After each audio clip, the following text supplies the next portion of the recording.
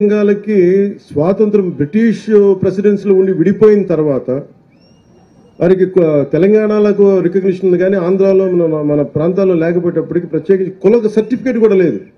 ఏ కులానికి చెందిన వారు కూడా తెలియని పరిస్థితిలో ఉంటుంది. ప్రత్యేకించి మన అసెంబ్లీలో కూడా నేను ప్రస్తావించాను. ఖచ్చితంగా బుడగ జంగాల సోదరులందరికీ మీకు న్యాయం జరిగేలాగా మీరు ఏదైతే కోరుకుంటున్నారో దాన్ని మిగతా వర్గాల వారికి ఇబ్బంది లేకుండా బుడగ జంగాలకి మేము న్యాయం చేస్తాం, ఖచ్చితంగా చేస్తాం.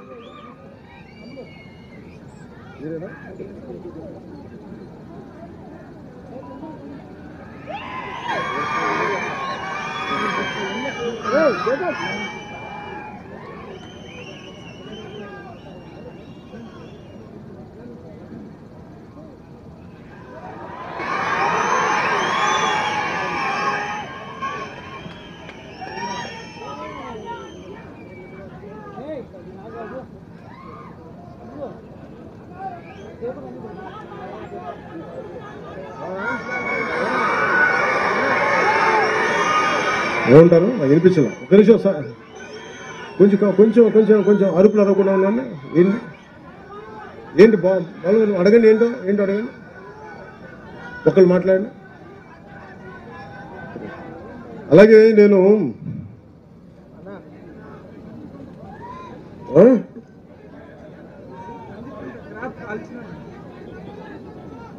కంది పంట కాల్చినారా?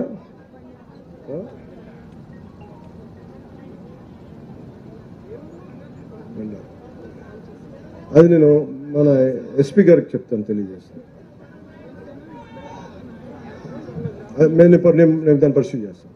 మీరు ఒకసారి మన వాళ్ళకి ఎవరికైనా చెప్పండి, సురేష్ గారికి చెప్పండి, చేస్తాను.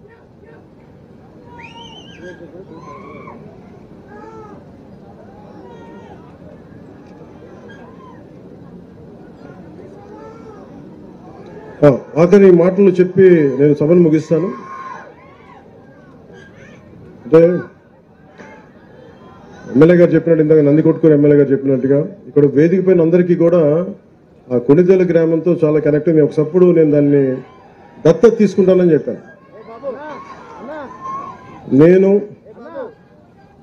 వస్తా ఖచ్చితంగా. నేను అక్కడ ఏం అవసరమైతే నా ట్రస్ట్ ద్వారా నిధులు మీకు ఒక 50 లక్షల రూపాయలు పనులు నేను చేసి పెడతాను.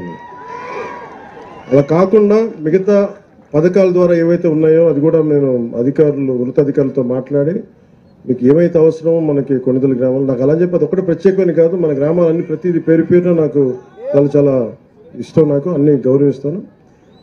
ప్రత్యేకించి ఆ రోజు అడిగారు కాబట్టి నాకు దాని మీద గౌరవంతో కొణిదెల గ్రామానికి నేను వచ్చి నేను మీకు ఏమేమి కళ్ళు కావాలో గౌరవ శాసనసభ్యులు కూడా తెలియజేసి నేను ఆ పనులు చేసి నేను ఇప్పుడు ఆలూరుకి ఎలాగ వస్తాను ఒక రోజున, అలాగే కొణిదెల గ్రామానికి కూడా వస్తాను. మన నియోజకవర్గం, మన కర్నూలు, ఉమ్మడి కర్నూలు జిల్లా కావచ్చు, అన్నీ కూడా ప్రత్యేకించి నేను పర్యటించి ఏ సమస్య రాబోయే కాలంలో పర్యటించి ప్రతి నియోజకవర్గం పర్యటిస్తాను. మీ దగ్గర నుంచి నేను మొన్న కూడా చెప్పాను, ఒక 2 నెలల క్రితం నేను ప్రతి జిల్లా పర్యటించాలనుకుంటా ఉన్నాను. క్యాంప్ అక్కడే పెట్టుకుంటాను. ఇట్లాంటి